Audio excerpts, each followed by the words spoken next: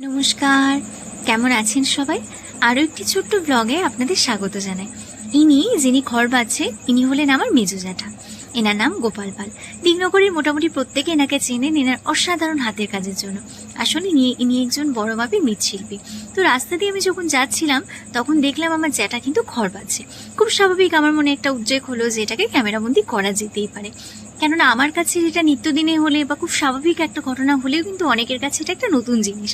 আর এই যে ব্যক্তি যিনি ঠাকুরের পাগুলোকে বাঁধছিলেন ইনিও সম্পর্কে আমার এক জ্যাঠা হন এবং ইনিও বেশ ভালো কারিগর। ওই যে দূরে যিনি রয়েছেন একজন ব্যক্তি বয়স্ক, উনি হলেন আমার বড় জ্যাঠা। এনার নাম সাধন পাল, এনারই এটি কারখানা। আর ওই যে দূরে একজন ছেলে কাজ করছেন উনি হলেন আমার জ্যাঠার ছেলে, মানে সম্পর্কে আমার দাদা। তো জ্যাঠার সাথে স্বাভাবিক গল্প করতে করতে কিন্তু ভিডিওটি করছিলাম।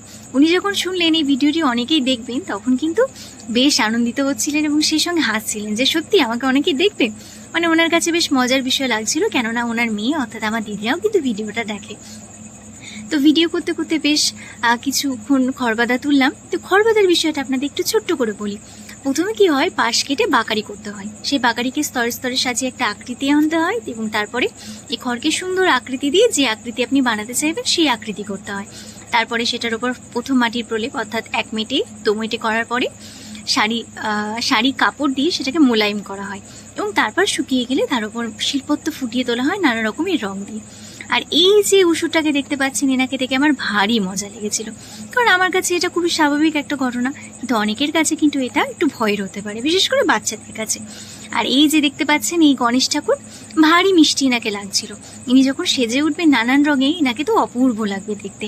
আর এই যে ছোট্ট একটি ইঁদুরছানা, আসলে এটা হচ্ছে একটা গোটা বোর্ডের ঠাকুর এবং পুরো ঠাকুরকে তো একসাথে ক্যামেরার মধ্যে আনা যাচ্ছিল না, তো সেই কারণের জন্য আমি অল্প অল্প ছোট ছোট করে ক্লিপ নিয়েছি। এই যে দেখতে পাচ্ছেন ওষুধটি, ওনার গলায় কিন্তু একটা চেন রয়েছে, উনি সোনার চেন পরেছেন আর চেনে রয়েছেন একজন মহিষাসুর অর্থাৎ মহিষের মুখ। এই যে ছোট্ট একটা রয়েছে ময়ূর। আরও আপনারা অনেক কিছু আস্তে আস্তে দেখতে পারবেন। ওই যে দূরে রয়েছে দুটো সিংহ ছোট ছোট। আর এই যে ওষুধ, এই ওষুধটি গতানুগতিক মতো না হলেও একটু অন্য ধরনের। আসলে সুবীর পালের ধাঁচের যে ধরনের ঠাকুরগুলো হয়ে থাকে অনেকটা এরকমই কিন্তু করার চেষ্টা করা হয়েছে।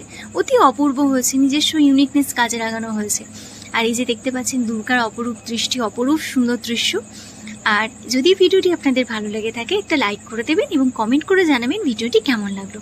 এবার শুনুন দেখে নিই সিংহের অপূর্ব মুখটি। এটা কিন্তু বেশ ভয়ঙ্কর লাগছিল সামনে থেকে, তবে অতি সুন্দর হাতের কাজ। ওই যে দূরে দেখতে পাচ্ছেন আস্তে আস্তে সমস্ত মূর্তিটা মোটামুটি কভার করার আমি চেষ্টা করেছি ভিডিওর মধ্যে দিয়ে। এই যে একটু দাঁত ফোকলা টাইপের একটা অসুর রয়েছে এবং অসুরের হাতে রয়েছে একটা সাপ। আর এই সাপটিকে দেখে অতি সাধারণ মনে হলেও যখন এটাকে রং করা হবে এটা কিন্তু অতি রিয়েলিস্টিক মনে হবে, মানে একদম মনে হবে যেন অরিজিনাল সাপ। কেননা এখানে মোটর দিয়ে রং করা হবে এবং সেই সঙ্গে শিল্পী শিল্পত্ব কাজে লাগিয়ে নতুন নতুন সৃষ্টি করার চেষ্টা করা হবে, যেটা আমি প্রত্যেক বছরই কিন্তু জ্যাঠাদের কারখানায় দেখে থাকি। এই যে মোটামুটি আপনাদের দেখানোর চেষ্টা করলাম টোটাল ঠাকুরটা বেশ বড়। এটা আসলে একটা বোর্ডের ঠাকুর। যদি ভালো লেগে থাকে তো কমেন্ট করে অবশ্যই জানাবেন। ধন্যবাদ।